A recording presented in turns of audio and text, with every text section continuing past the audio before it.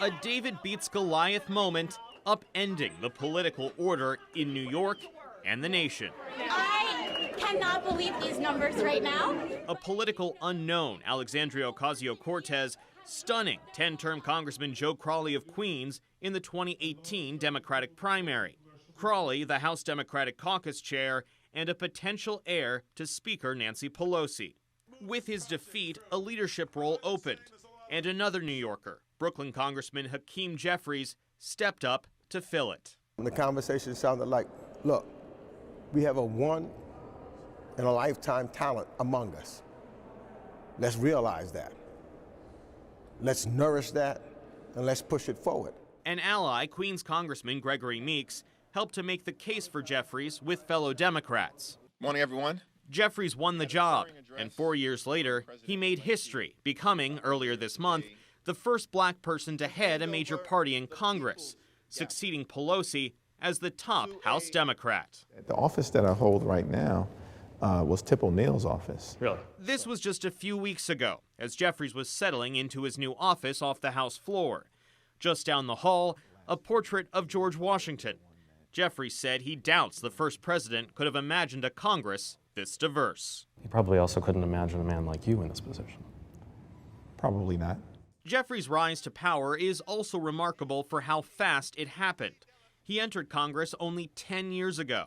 His ascent, part of a generational change in Democratic leadership. So much drama in the NY it's kind of hard being hot from the ACD. That change underscored by Jeffries' public embrace of hip-hop, from rapping at a fundraiser to quoting fellow Brooklyn native Biggie Smalls in the first impeachment trial of former President Donald Trump. And if you don't know, now you know. Jeffries says his favorite hip-hop song, Biggie's Sky's the Limit, strikes a chord with him.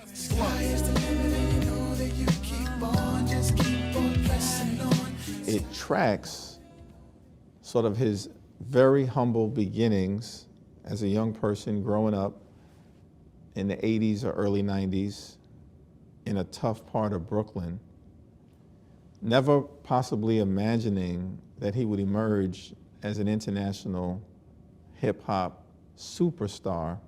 He's very reflective on his journey and also inspirational in suggesting to others that the sky's the limit for them as well. It sounds like that resonates personally with you. Well, I think that a lot that Biggie Smalls has done resonates personally with me. Jeffries was raised by working-class parents in Crown Heights, Brooklyn, as the neighborhood was wrestling with the crack cocaine epidemic. That was a different time, a different era, a different level of danger that was ever present and helped to shape the psychology of people who were living in New York at the time. He graduated from Midwood High, SUNY Binghamton, a master's program at Georgetown, and then NYU Law School. This is the photo in the year that Hakeem was in the clinic, and there he is in the middle. Professor Randy Hertz was serving as a guest judge in a mock court when he first encountered Jeffries. He was brilliant. It was striking. He was doing things and thinking about things that experienced lawyers generally don't get, and he was figuring it all out as a second-year student. Law school classmate Patrick Michelle remembers Jeffries being very passionate when students talked about anything from world events to Supreme Court decisions. He's sort of futuristic in many ways. He's sort of thinking about what does the world need to look like a year, 5 years, 10 years from now. Jeffries spoke at his convocation, telling fellow grads that a lot of good needs to be done in the world. He clerked for a federal judge in Manhattan and entered corporate law. Jeffries' time at the firm Paul Weiss briefly overlapping with that of future Homeland Security Secretary Jay Johnson. He may well have made partner had he decided to make this firm a career, but he saw his calling elsewhere, and I think the country is better off for it. That calling was public office.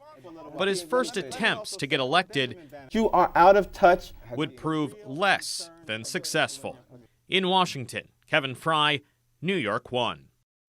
There's a hip-hop song, Every Day I'm Hustling. Hakeem Jeffries has enjoyed a meteoric rise in Congress, vaulting from freshman backbencher to House Democratic leader in 10 short years. The D in Democrat stands for deliver. But his initial plunge into politics was anything but promising. You've had the floor for a little while. Hakeem, let me also say, At the time, he was a corporate lawyer looking to make a move. Jeffries twice ran primary campaigns against longtime Assemblyman Roger Green of Brooklyn, the first when he was just 29 years old. you are out of touch. Jeffries argued Green was no longer responsive to his constituents. How did you evaluate him as a first-time candidate? I thought he was very good, yeah. And I had other primaries in the past, but no one was as prepared as Hakeem was, you know. There was no performance art. Green survived both challenges, but he says Jeffries left an impression. I remember after one of the campaigns, we said we need to sit down and take account of the critique that he raised against us, and we pulled the staff together, and I think as a result of that, he made me stronger. When an assembly seat opened in 2006, Jeffries ran a third time and won. He'd go on to be re-elected 2 more times. It's important to be able to learn from that experience, be knocked down, but not necessarily be knocked out. In Albany, allies say he was a must-watch during floor debates. Speaker Carl Hastie bonded with Jeffries over their shared love of hip-hop. Sometimes people have like that it factor. You know, Hakeem just has that it factor. Manhattan Assemblyman Daniel O'Donnell remembers Jeffries being supportive when O'Donnell hit an awkward patch in his career. What's he like when the lights aren't shining? That's the key. He's the same. And that's the gift. In 2012, Jeffries saw another opportunity, setting his sights on Congress.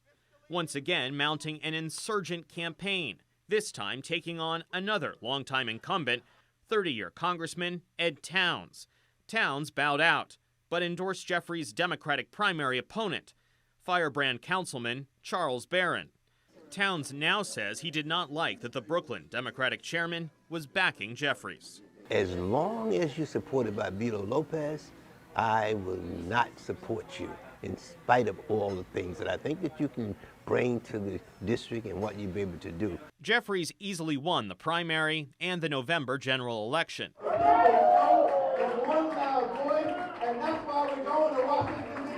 Once on Capitol Hill, he landed a seat on the high-profile House Judiciary Committee, where he advocated for reforming the criminal justice system and modernizing copyright laws. Republican Bob Goodlatte chaired the committee. I always found that he was someone that you could disagree with without getting into a disagreeable situation, if you will. In 2020, House Speaker Nancy Pelosi gave Jeffries a high-profile role on the national stage, naming him a manager in the first impeachment trial of President Donald Trump. The assignment solidifying Jeffries' standing as a congressman to watch. In a perfect call, the president would not solicit foreign interference in the 2020 election. At the same time, he was climbing the leadership ladder, starting as a co-chair of the Democrats' messaging arm, then winning a race for caucus chair, succeeding Joe Crowley of Queens, who failed to win re-election. These roles allowed Jeffries to bond with members across the diverse caucus. For everything, there is a season. So when Nancy Pelosi announced in November she would step away from leadership to make way for a new generation, Jeffries was ready. It's an honor to stand before you today. He was elected to replace her unopposed. People seem to be surprised about the smoothness of this transition, but there's nothing surprising about it. It was all laid in place, and there was never any question. Back home in Brooklyn, former Congressman Towns is impressed by Jeffries' rise. Even more so, he says, due to the seniority system so important in Congress. For him to be able to climb over folks that have been there 20 years, 25 years, and to be able to accomplish this goal, that is not easy. And yet Jeffries had done it, paving a historic path from working-class Brooklyn to congressional leader, positioning himself to become Speaker if Democrats take back the House. In Washington, Kevin Fry, New York 1. It's just a great thing to see a young man grow up in our community and get to that point in life. Like Congressman Hakeem Jeffries, Beverly Brooks Kirkland lives in Brooklyn and attends Cornerstone Baptist Church, where Jeffries has been a lifelong member. Her excitement over Jeffries becoming the first person of color to lead a major party in Congress is not just about local or racial pride. It's also about this community having a powerful voice in Washington. I'm happy for him. I'm happy for us. These Brooklyn streets help to shape Jeffries, his politics, and the issues he champions. His district carves a U through the borough, Coney Island at one end, Bed-Stuy at the other. It's home to both Tony Brownstone neighborhoods and sprawling public housing developments.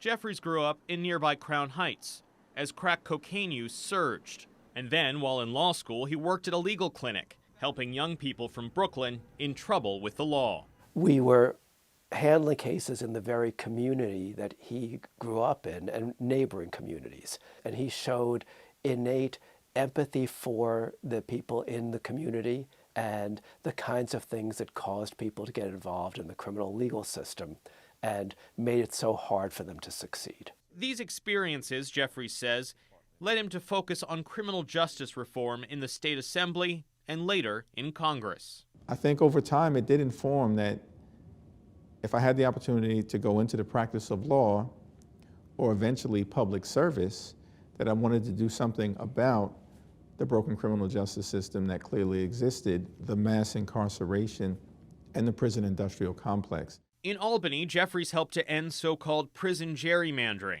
the practice of counting inmates as residents of the towns where they are incarcerated instead of where they came from. The prior system was unfair, unjust, and undemocratic. He also sponsored legislation taking aim at the NYPD's controversial stop and frisk program, banning the collection of personal information from those stopped but not charged with a crime. He worked on the issue of stop and frisk before it was popular to do so. In Congress, Jeffries teamed up with Georgia Republican Doug Collins in 2018 to pass sweeping reforms of the federal prison system. The First Step Act eased mandatory minimum federal sentences, expanded early releases, and ended some draconian practices, such as the shackling of women inmates giving birth. He was even able to get one of the few bills through during the dark ages of the former president of the United States. There have been some letdowns, too. Jeffries has so far been unable to pass into law a bill ending the sentencing disparity between crack and powder cocaine, a disparity that disproportionately harms Black Americans. Jeffries also has struggled to corral enough support on Capitol Hill to ban police chokeholds, legislation he introduced after Eric Garner died while being arrested by the NYPD. Jeffries' ability to get things done will get even harder now that Republicans are the majority party in the House. Reflecting back, Jeffries says he was pleasantly surprised when Republicans joined in on the First Step Act and would like to see if they could now do more. It's my hope that we can continue to lean into bipartisan negotiations as it relates to right-sizing our criminal justice system and making sure that we can elevate public safety. He says he will work with Republicans when possible, but push back on what he labels extremism. Former Congressman Bob Goodlatte, a Republican, remembers working with Jeffries to modernize music copyright laws for the streaming age. Goodlatte says crafting the bill required balancing input from several competing parties. One of the best skills a legislator can have is to be willing to communicate with anybody in a constructive way about how to get things done. And that's exactly the approach that he's taken. Some Republicans now in Congress are skeptical of their ability to work with him. I think the Democrats picked someone that's in line with their ideology up here. He's very far left. Others, at least so far, are not entirely writing him off. I have served with Hakeem Jeffries in the New York State Assembly. I've always found him to be a straight-up individual who is willing to listen and have a conversation. I hope he keeps that. Maybe he is now. We would finally have a reasonable leader of the Democratic Party that wouldn't be so partisan, and maybe he is somebody we could work with. That remains to be seen. Back in Brooklyn, Jeffries' constituents are counting on him to work for them. We need someone like him to be able to bring something more to the community, which I think he can.